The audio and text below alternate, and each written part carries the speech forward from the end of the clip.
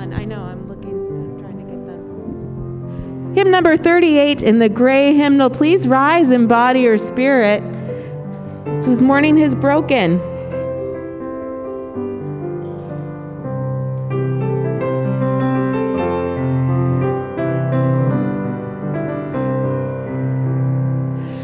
Morning has broken like the first morning. Blackbird has spoken like the first bird. Praise for the singing, praise for the morning, praise for them springing fresh from the word. Sweet the rain's new fall, sunlit from heaven, like the first dew fall on the first grass. Praise for the sweetness of the wet garden, sprung in completeness where God's feet grass. Mine is the sunlight, mine is the morning, born of the one light, Eden saw play. Praise with elation, praise every morning, God's recreation of the new day.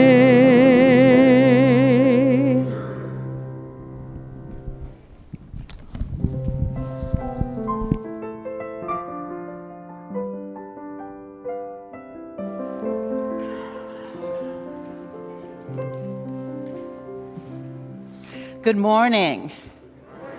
And welcome to the Eno River Unitarian Universalist Fellowship, or ERUUF as we like to say. My name is Reverend Jacqueline Brett, and I'm the lead minister here. And whoever you are, wherever you come from, whatever your race, gender identity, whomever you love, and wherever you are on your spiritual journey, you are welcome to be in beloved community with us. If you are visiting with us for the first or perhaps the second time, or maybe you just got back after being away for a long while, we invite you to rise in body or spirit so that we might give you an ERUUF welcome.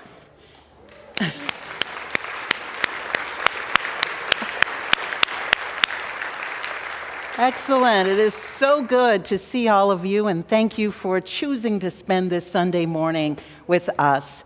Right after service, there is a class in the building next door called the Inquirer's Class for visitors and newcomers. And if you're interested in learning more about who we are, you are welcome to join that class. It takes place every Sunday, both in person and usually online as well. So if you're not here, you can still participate. And there are 8 classes. You'll learn all sorts of things about us and get to meet the ministers, members of leaders here, and members of staff. So I hope you'll participate in that. Now would be a great time to turn off or down your devices. And today is a multi-generational service, and so children will stay in the service today. And there's some coloring pages out back, and if you have not gotten one and you'd like one, please raise your hand and we can have a greeter bring some coloring pages down. Did we have some grown-ups? Georgie? Oh, Jim, of course. But anyway, it is good to have you here this morning on this Labor Day weekend.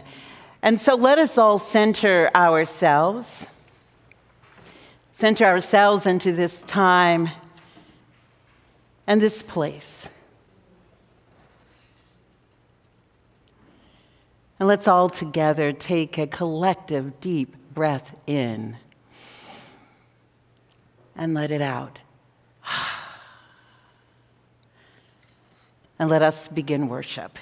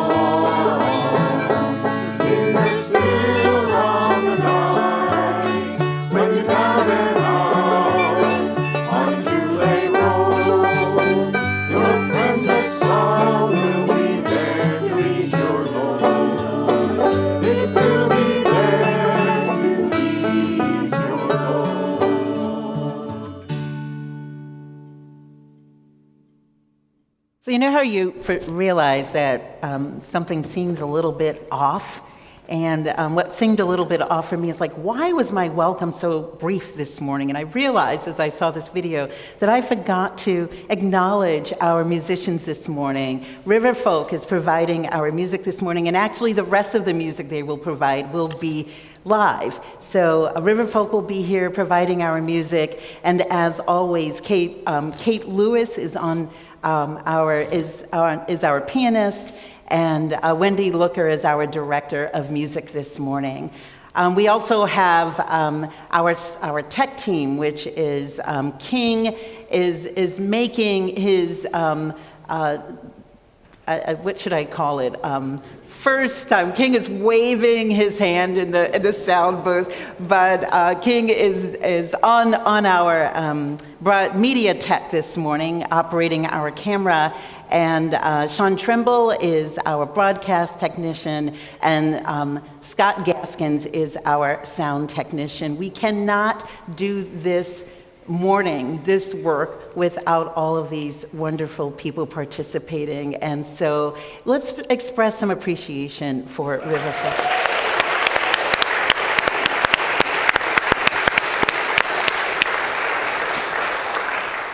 And so our opening words this morning are by the Reverend Gretchen Haley, who writes, "In a world that feeds on moral outrage, we are here to cultivate courage, moral courage.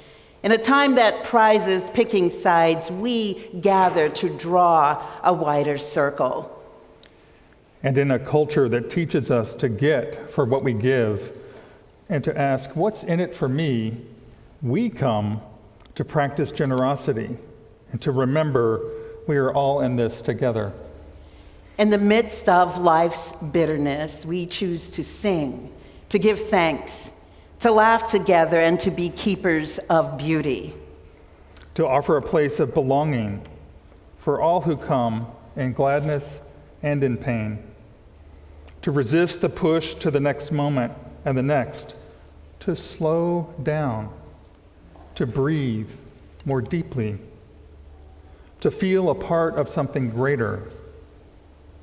For this hour and in this space, let us be the change we wish to see.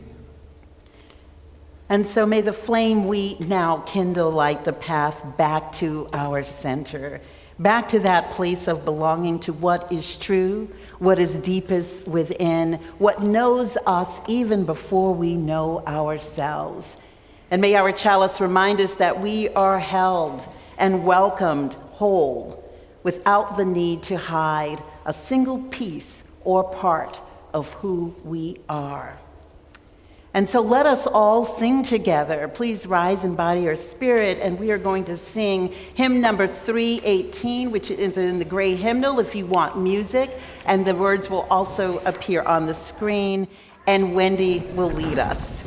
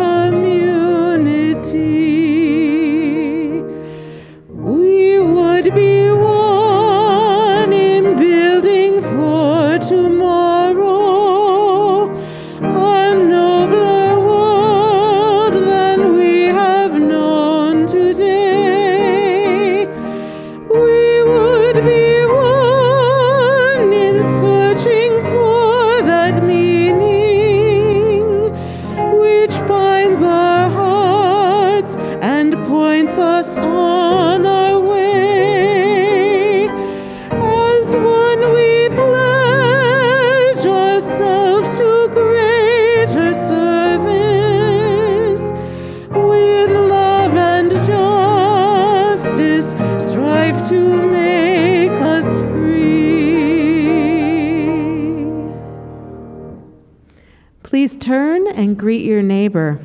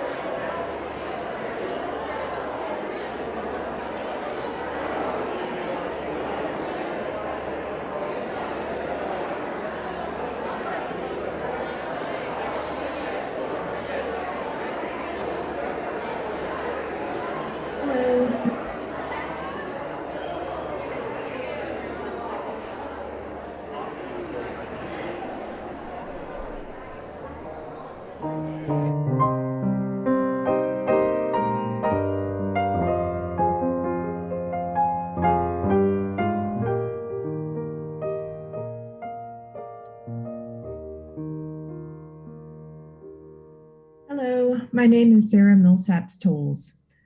I began taking inquirer's classes at ERUUF in the winter of 2019, and I officially joined in April 2020, virtually. The more I learned about ERUUF, though, the larger and broader it seemed, and since I didn't know many folks in the fellowship, I wasn't sure how I would connect and become integrated into the community. To me, starting small made sense, so I joined a Chalice Circle, and this fall I'll start my 3rd year with my group. Our Chalice Circle meets once a month for 2 hours, October through June, and we do one service project a year together. Our co-leaders keep us organized, and members volunteer to lead the monthly meetings and prepare programs on the topics we've chosen as a group in advance. We strive to attend every meeting, but sometimes life happens and there's no denying it. At each meeting, we settle in, go around, and offer any updates we'd like. And then after a quick break, we move into the monthly topic where each person offers their reflections on the readings and prompt questions. Each person speaks uninterrupted for 5 to 10 minutes while the rest of us listen. And what we share is confidential.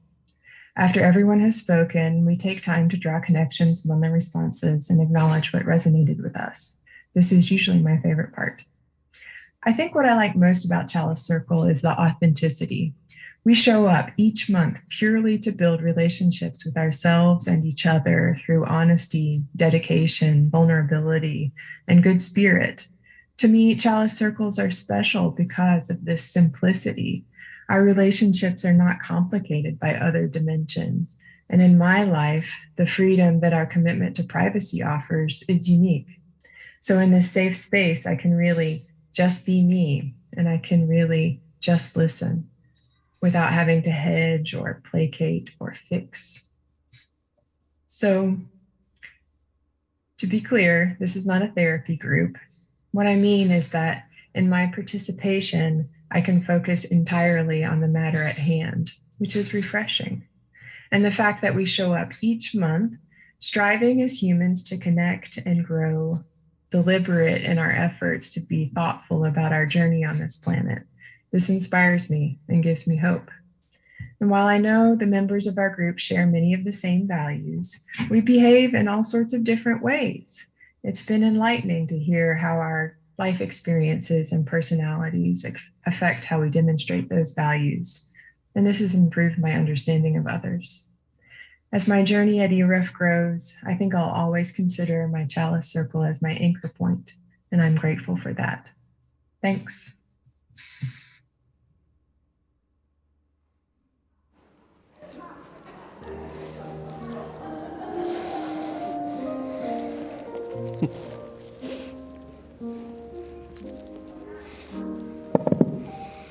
Good morning. I would welcome down all of our children, all of our young, all of our youth, and all of our young at heart to come on down for Time for All Ages. And all of you who are staying up there, please stay involved. We have some good questions for you.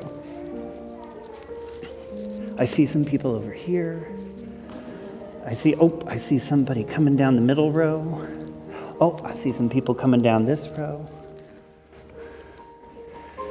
It's okay to be shy. That's okay. But it's also okay to come up. No problem. Maybe next time if you don't want to this time. All right. Come on down, come on down. Oh my gosh.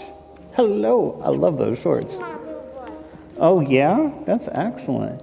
Here, I might scoot us in just a little bit so we're not in the aisles, just in case. Just in case. I like to keep us safe. Would you like to have a seat? Would you like to stand? That's okay too. So I've got a very special book here. Has anybody ever seen this book before? Click, Clack, Moo, Cows Who Type? Okay, a few of us. This is a very appropriate book for Labor Day Sunday. So before we start the story, 2 things. I'm going to need your help to say some lines of this book. Can you say click? Can you say clack? Can you say So every once in a while the book is going to ask us to say click, clack, moo, and we're going to go click, clack, Can you do that? click, clack, Now, the other thing before we start our story, we have to have a very serious conversation about this thing. That'd be the next slide. Do you know what this is? Do you know what this is? Have you seen one of these before? Uh-huh. Mm-hmm. I have not seen one. I haven't. I mean, I have. It's been a while, though. This is called a typewriter.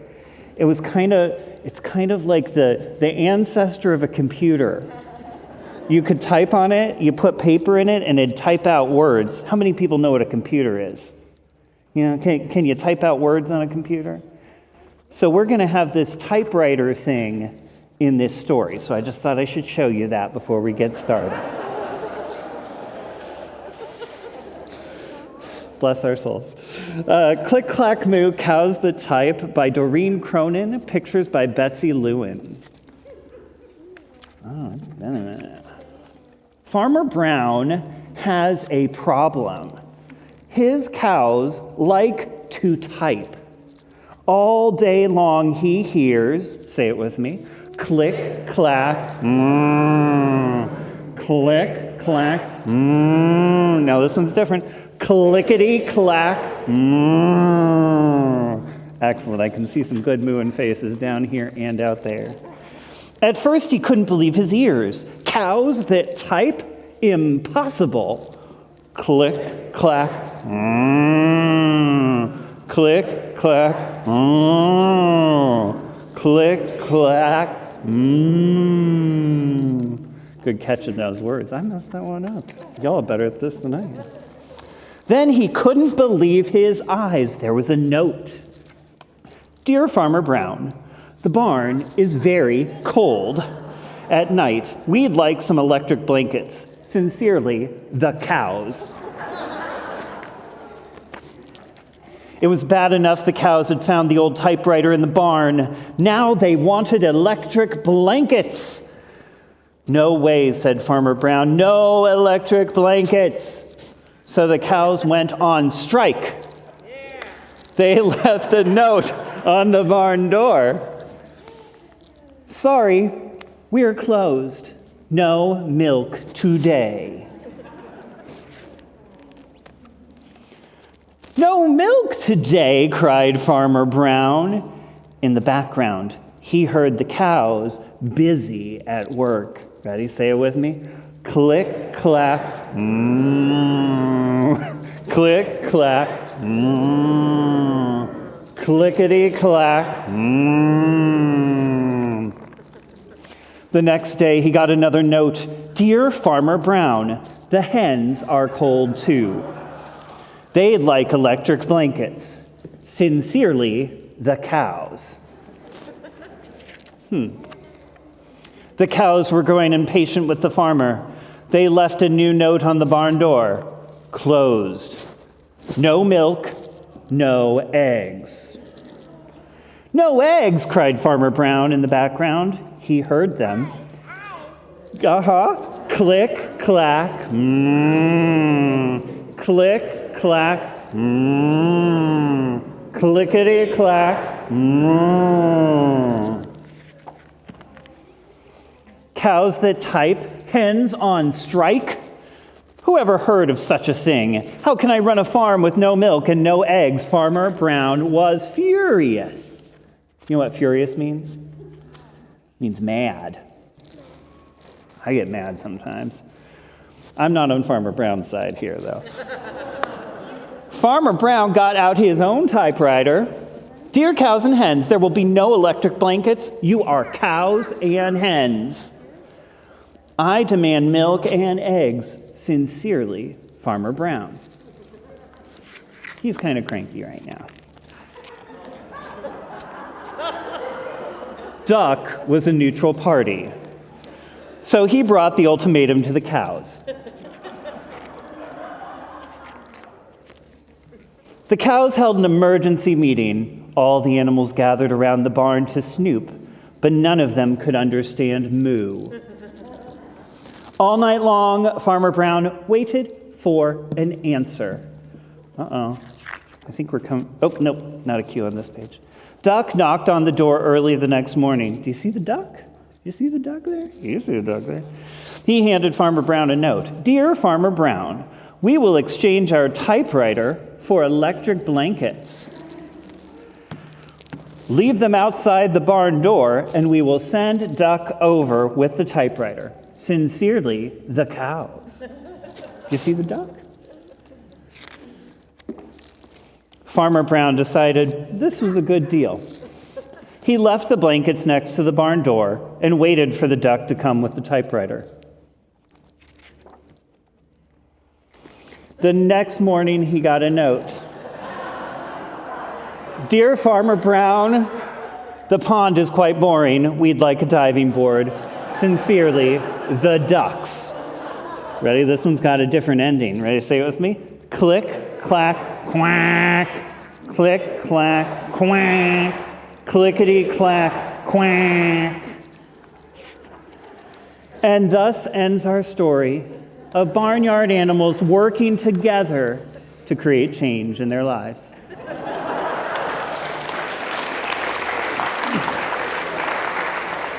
Thank you, and thank you all for making sounds with us. That was excellent, good work. And now, if you would go back to your seats. That's very exciting.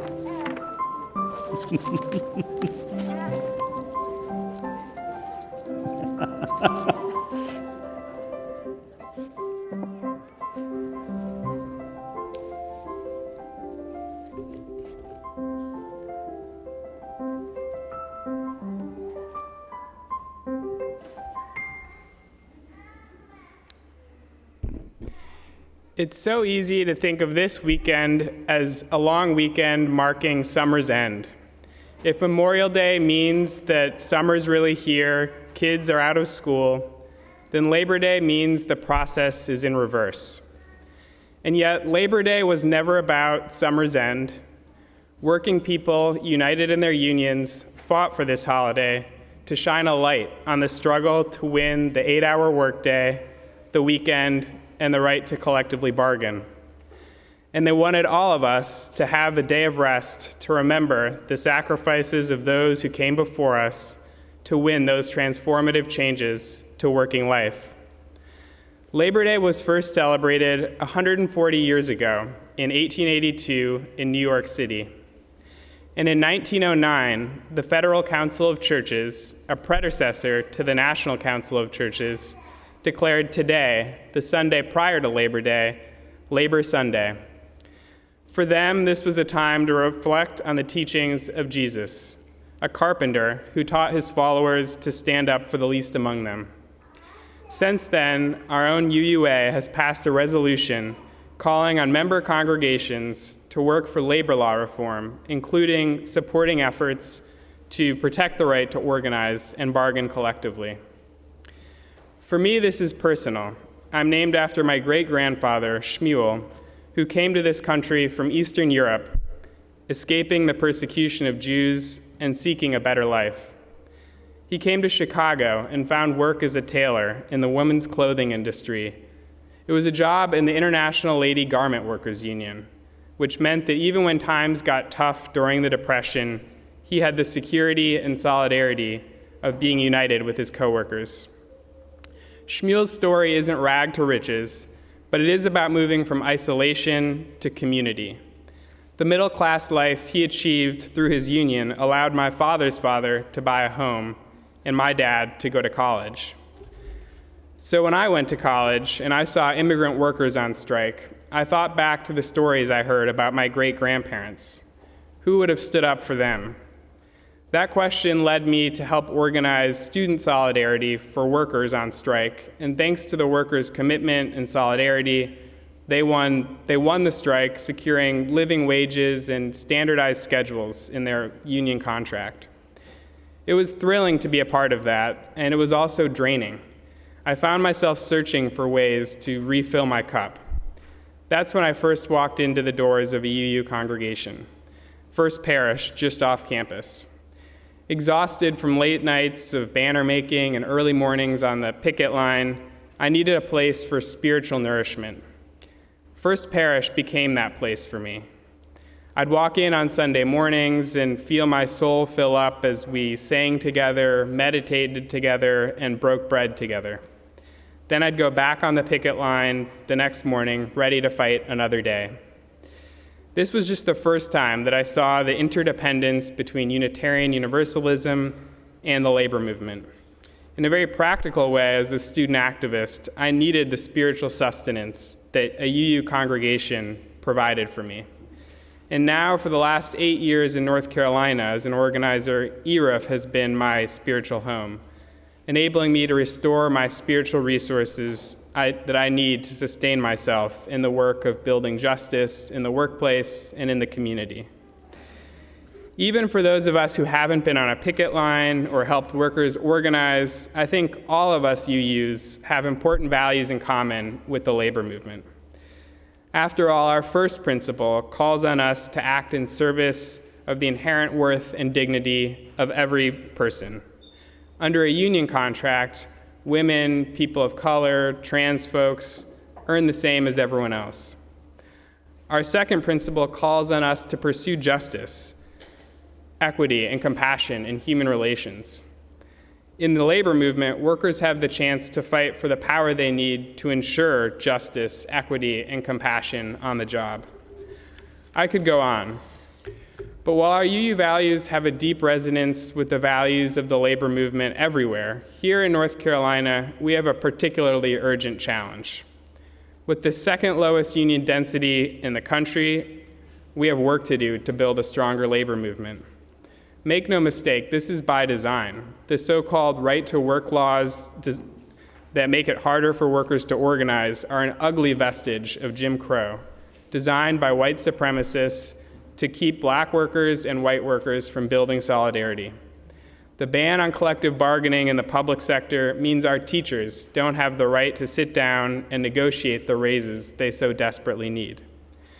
But it's not just about one group of workers. For all of us who don't sign our own paycheck, we are workers.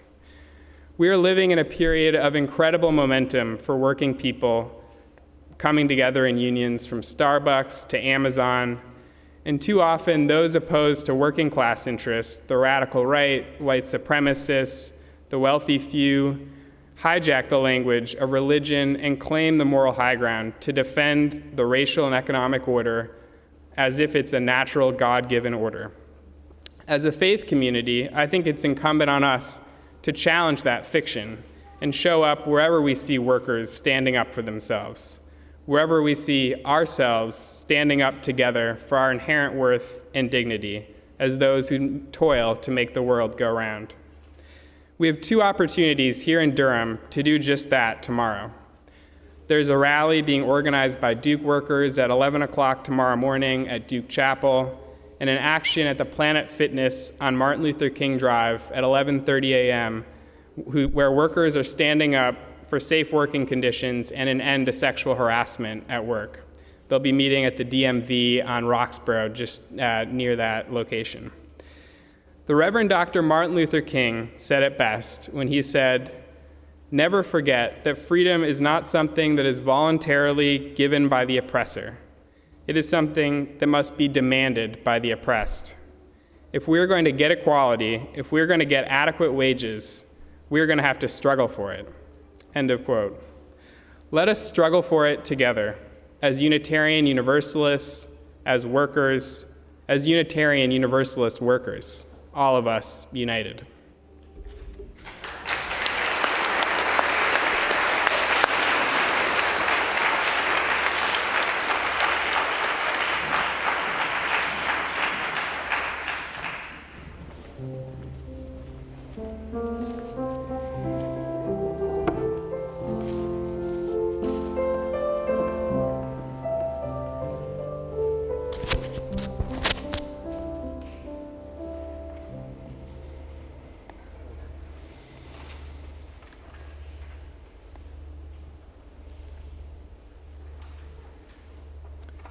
Please join me now in the spirit of meditation and prayer.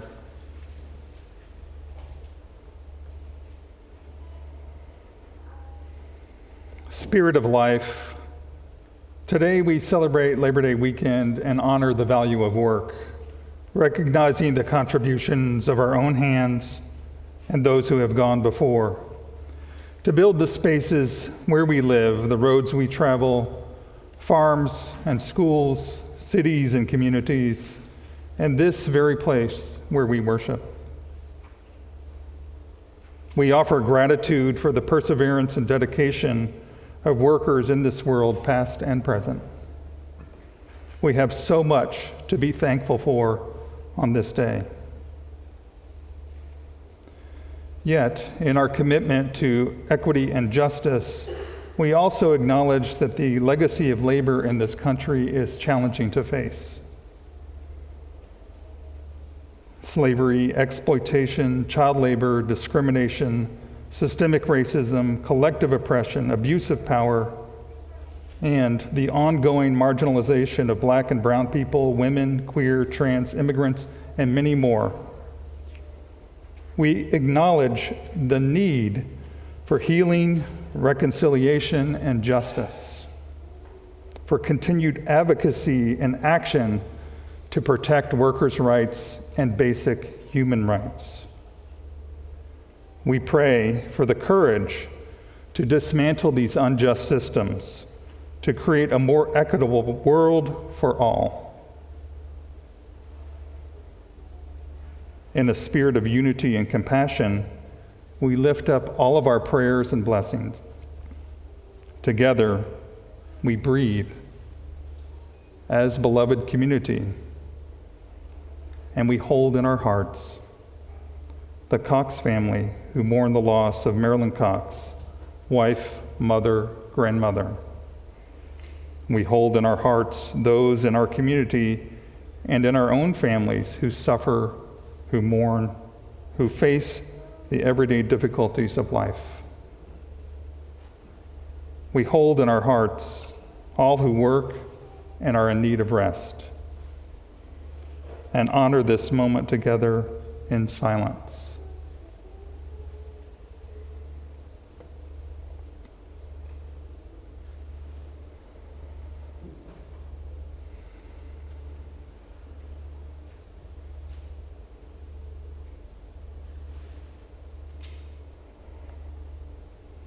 And so it is.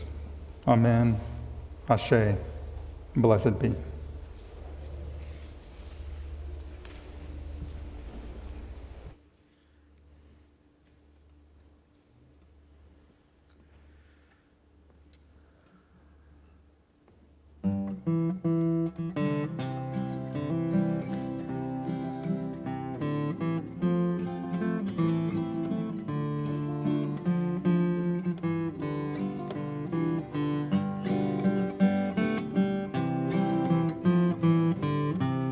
It's a pleasure to know you, a pleasure to see you smile, a comfort to know we'll share the road a while. Pleasure is fleeting, and comforts are far between. It's a pleasure to know you, the comfort you bring. I came to your city after I left my home, and I was a stranger, dressed up in stranger's clothes, favors I needed, but charity's out of style, as rare as the beauty in the face of a trusting child.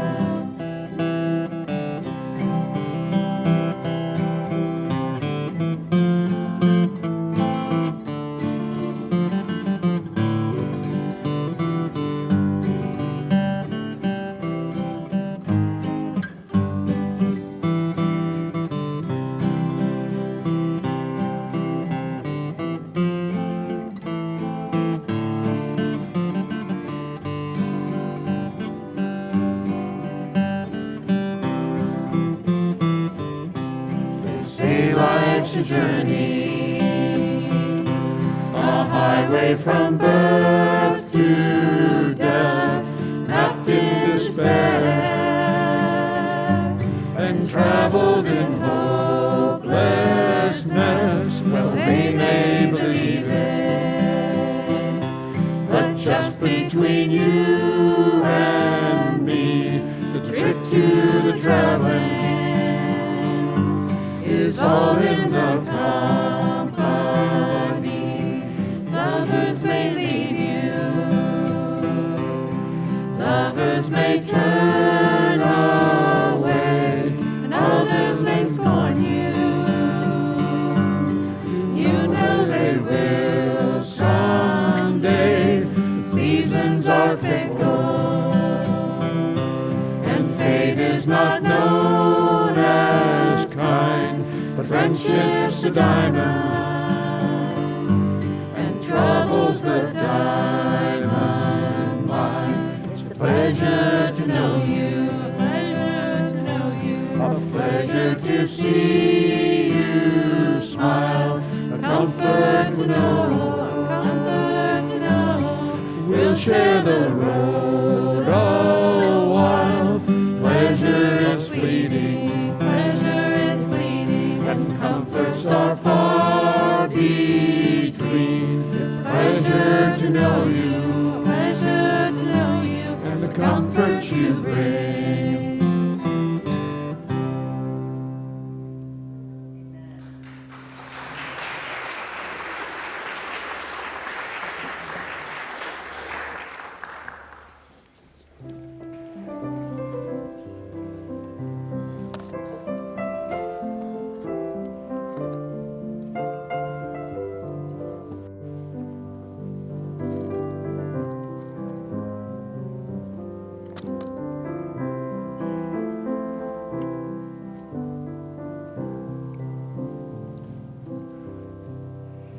So good to see all of you. I wondered if anyone was actually going to come today. It's so wonderful to see you all. So Labor Day weekend is, as Sam has pointed out, a bookend to Memorial Day, which signals the official start of summer, while this weekend signals its end. Some people are grabbing hold of one last bit of rest and relaxation, which is why I wondered if anyone would be here today.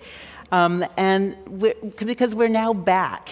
We're now back to school and back to work, in many cases with a shift in our ways of thinking and being as we prepare to hunker down and move toward fall and the last segment of 2022, which seems to have literally zoomed by. And yes, pun is intended. Sam brought up important points about this weekend. It is not all about trips to the beach, the mountains, or elsewhere. And please, no guilt allowed for doing what you need to do to take care of yourself. Rest is important. And yet, as we rest, it's also important to remember the context for this rest many of us workers have been given. To remember with gratitude those who organized and waged demonstrations, picketed, marched, fought the good fight, and actually died so that we might have all the benefits in work life that we now take for granted, including days of rest, whether it be a Sunday such as this or Labor Day.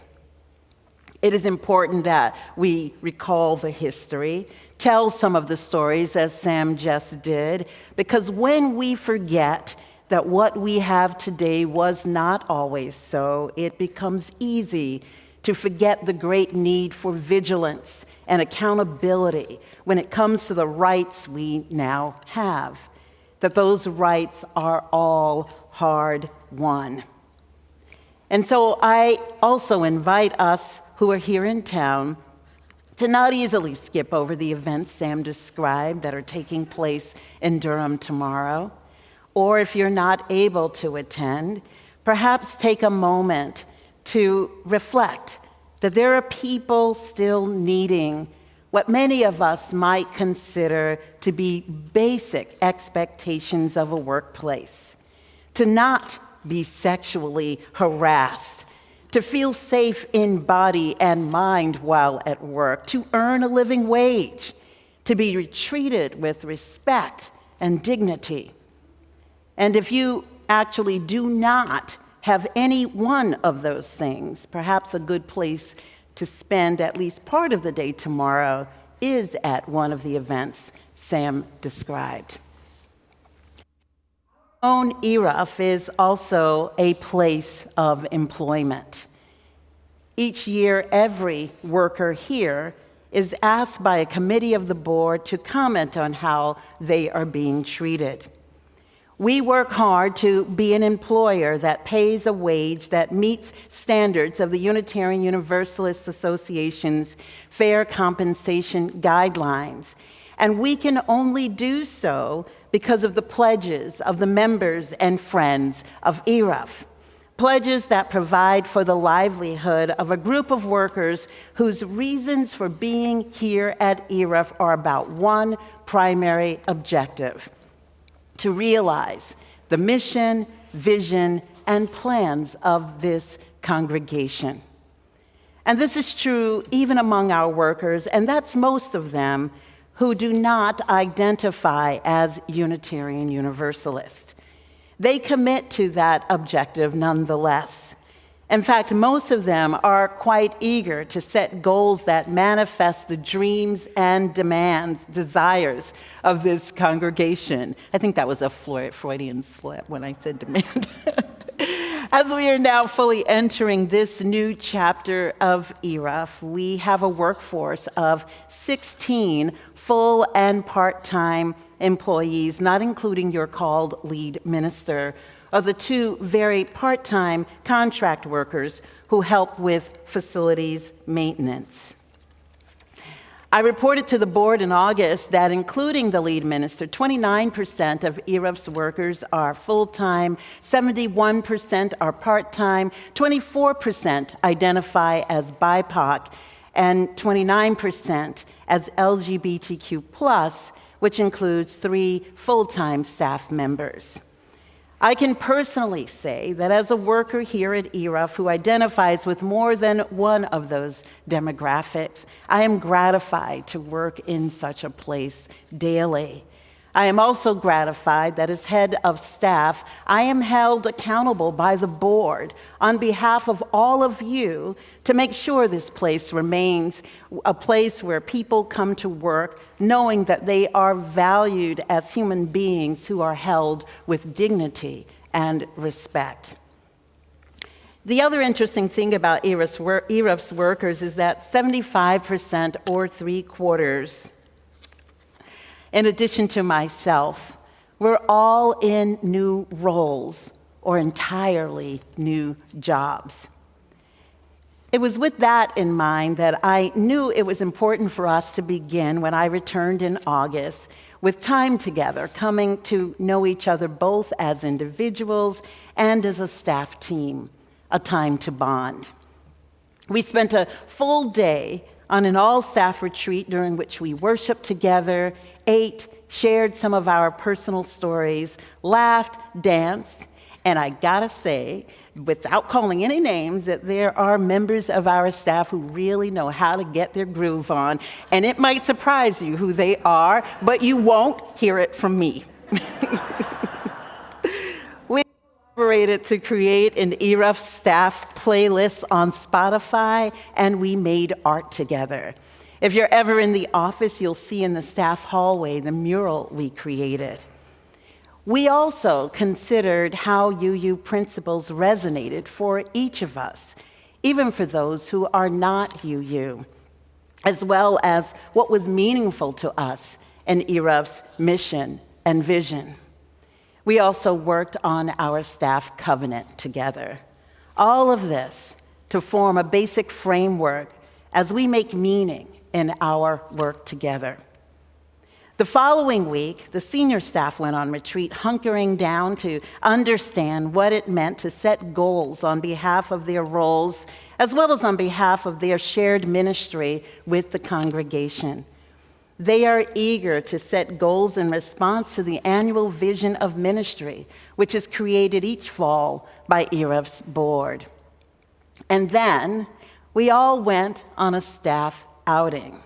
We do this every year as an opportunity for the staff to get off campus together to do something fun. And if all these retreats and a staff outing sounds like a lot, remember that ERUUF's workers are the folks who create the sacred space, time, and events that both the people here and those beyond our walls expect from this community of spirit, service, love, and justice.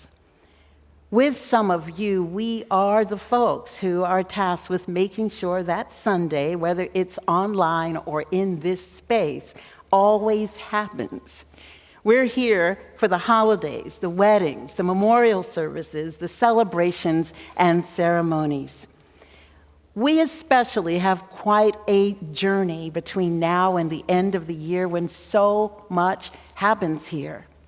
In addition to our own annual events, we are once again an early voting site this fall. Yes. And I've begun to hear with the exuberance with which ERUUF groups are also planning activities and events welcoming all in beloved community. Every single thing that happens here involves a worker here. And that is actually okay because it's our reason for being here. And so this is why I believe it important that each worker here has an opportunity to fill their cup, to fill their well, so to speak, in refreshing ways. Which brings me to our outing. Most often our outing is to a Durham Bulls game, which I actually enjoy a great deal.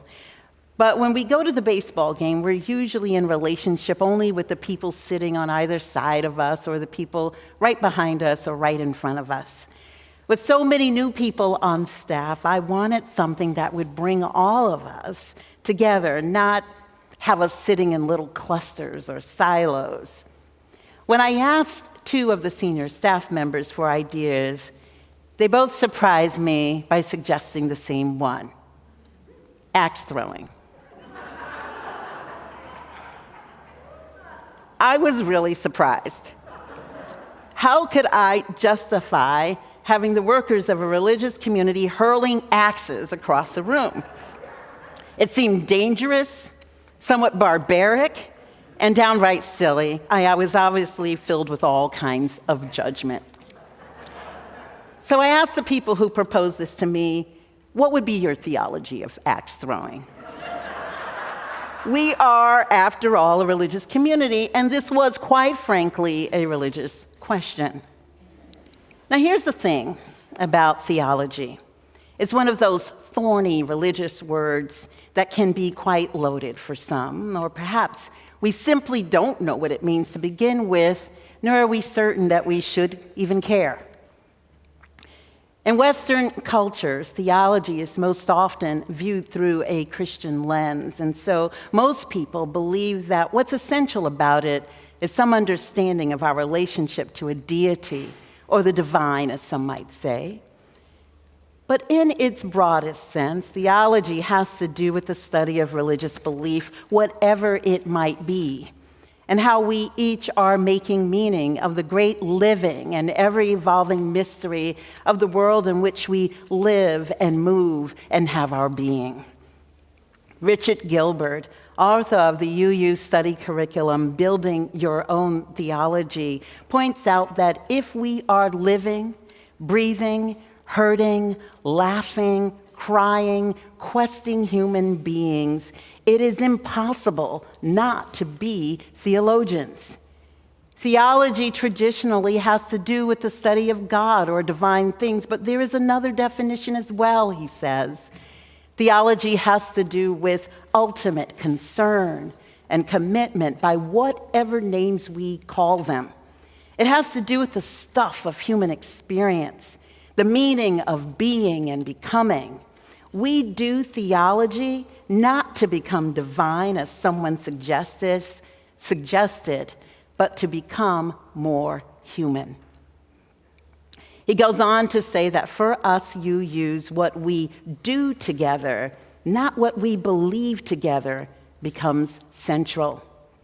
Together, we hold to principles and values about what we do in community and the world. And we create covenants or mutual promises about how we'll be together. We UUs gather with a unique religious freedom. As Gilbert says, to contemplate a diverse theological spectrum of beliefs. And we do this in community with diverse beliefs ranging from religious humanism, earth-centered spirituality, theism, liberal Christianity, Judaism, Buddhism, mysticism, and more besides, including atheism. We UUs do not believe that everything is okay or that everything goes. Perhaps our unifying core belief is summed up by a statement attributed to Unitarians from as far back as the 16th century. We need not think alike to love alike.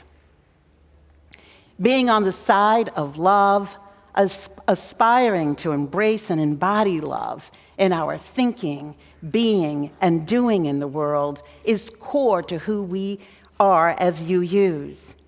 Our theology, irrespective of what other beliefs we might hold to.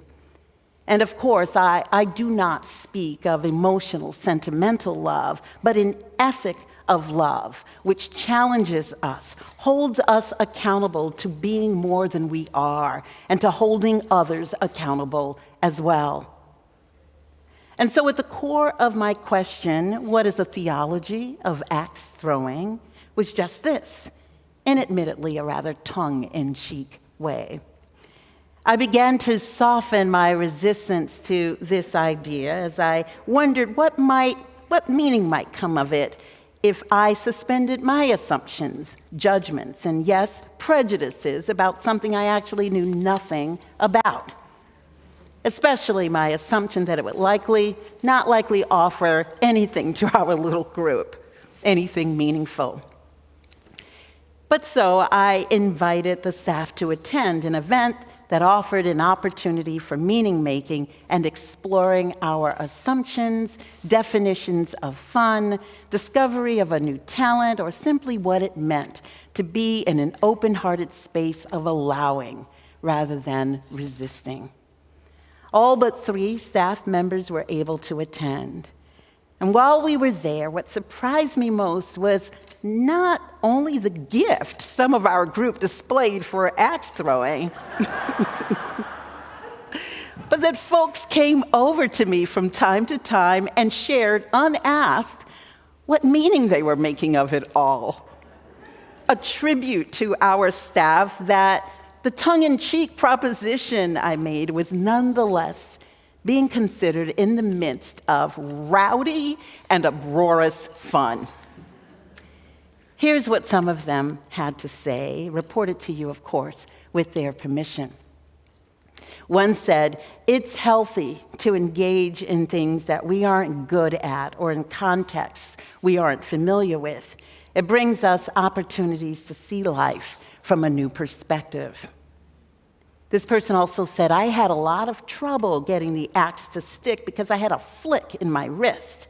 After some time, a teacher came and said, 'Okay, so you've got a flick in your wrist. Here's how to place your feet and move your body to use the flick rather than eliminate it.' The teacher welcomed me by encouraging me to use what I already had rather than removing it. There's a lesson in welcoming each of us as we are in that." Another person said, "There was a sense of all being in the learning curve together.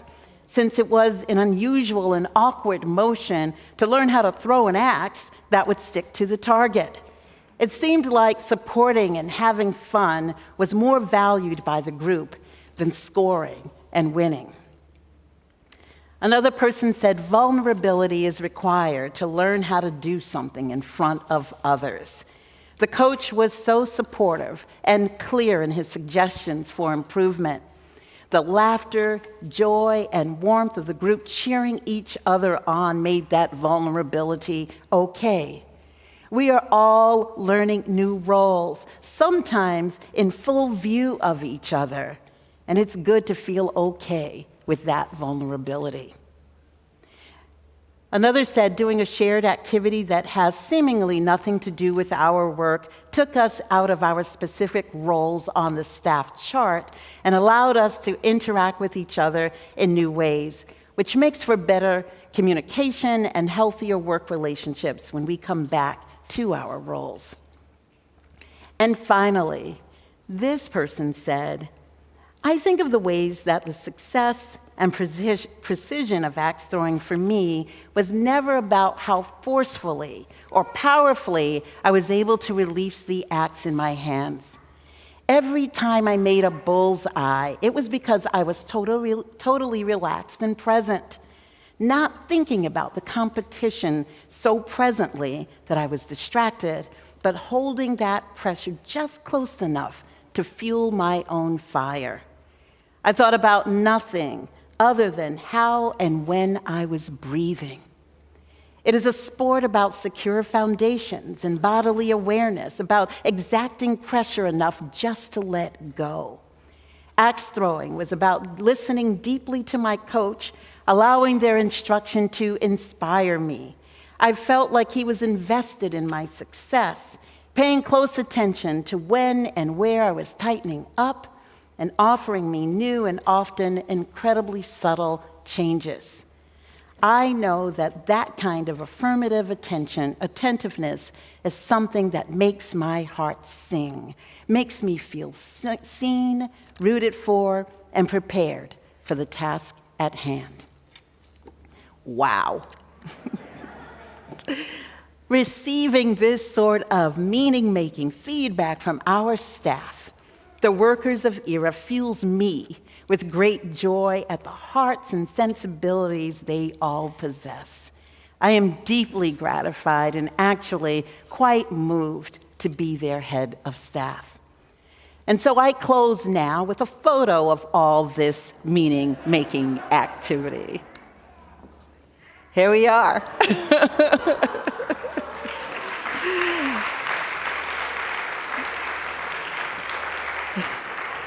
So I want you to note that the person on the floor in the green shirt, the yellow-green shirt, has an axe handle that's longer than the rest of ours, and that is because Michelle Sager was our tournament grand champion.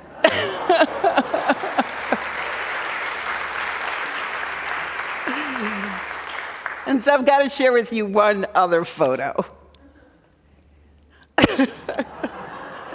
This is one of us attempting to look fierce and determined. This is who works here, folks. This is who is co-creating.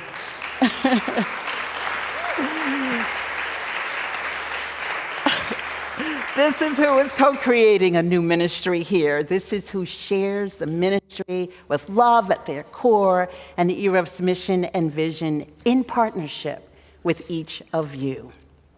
Amen. Ashe and blessed be.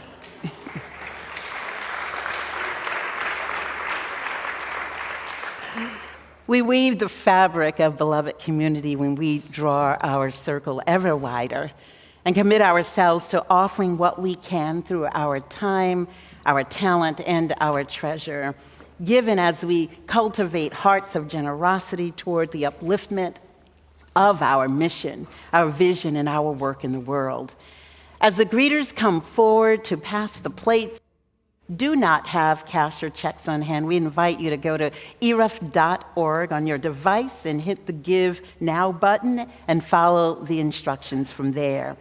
And if you need assistance with this, you can receive help in the office directly after the service. River Folk will continue now with the offertory, and you're invited to follow along with them with words on the screen. Is that for this song? Yes. You'll see the words that they'd like you to sing in italics on the screen. River Folk.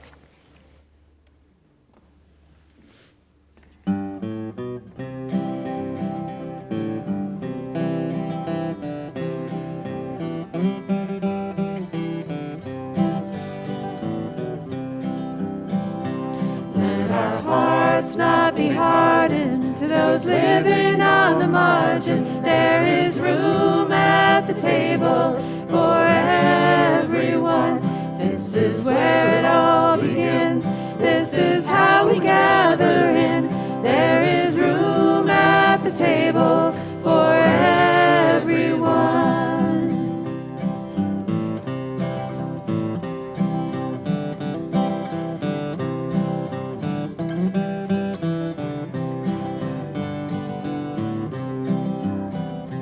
Too long we have wandered, burdened and undone, but there is room at the table for everyone.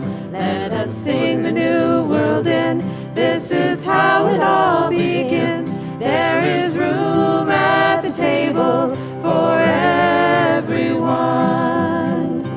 There is room for us all, and no gift is too small. There is room at the table for everyone. There's enough if we share. Come on, pull up a chair. There is room at the table for everyone. No matter who you are, no matter where you're from, there is room at the table for everyone. Here and now we can be the beloved community. There is room at the table for everyone. There is room for us all, and no gift is too small. There is room at the table for everyone. There's enough if we share. Come on, pull up a chair. There is room at the table for everyone. Let our hearts not be hardened to those living on the margin. There is room at the table for everyone. This is where it all begins. This is how we gather in. There is room at the table for everyone. There is room at the table, room at the table, room at the table for everyone. There is room at the table, room at the table, room at the table for everyone.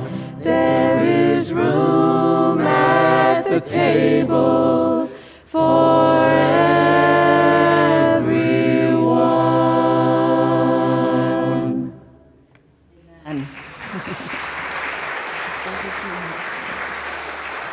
And we give thanks. We give thanks for all the gifts of our beloved community. Let us give thanks for the music provided to us by River Folk. We give thanks for everything that contributes to us being together and moving forward together.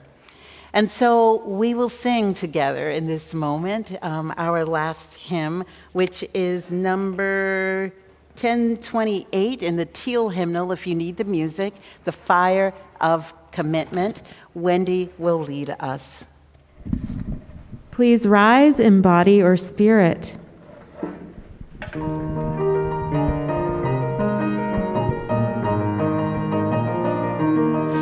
From the light of days remembered burns a beacon bright and clear, guiding hands and hearts and spirits into faith set free from fear. When the fire of commitment sets our mind and souls ablaze, when our hunger and our passion meet to call us on our way,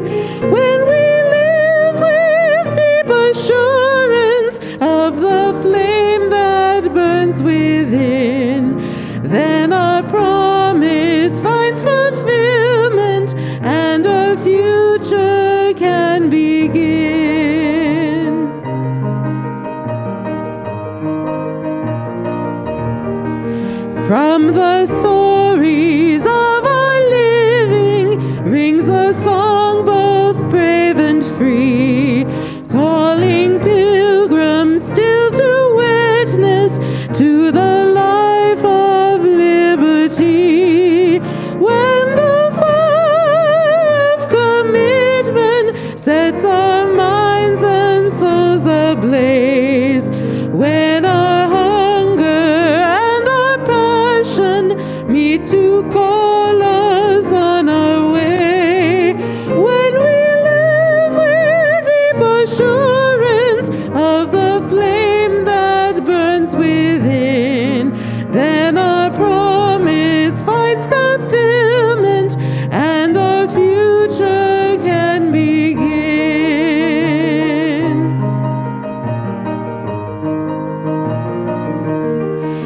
From the dreams of youthful vision comes a new prophetic voice, which demands a deeper justice built by our courageous choice. When the fire of commitment sets our minds and souls ablaze, when our hunger and our passion meet to call us on our way, when we live with deep assurance of the flame that burns within, then our promise finds fulfillment and our future can begin.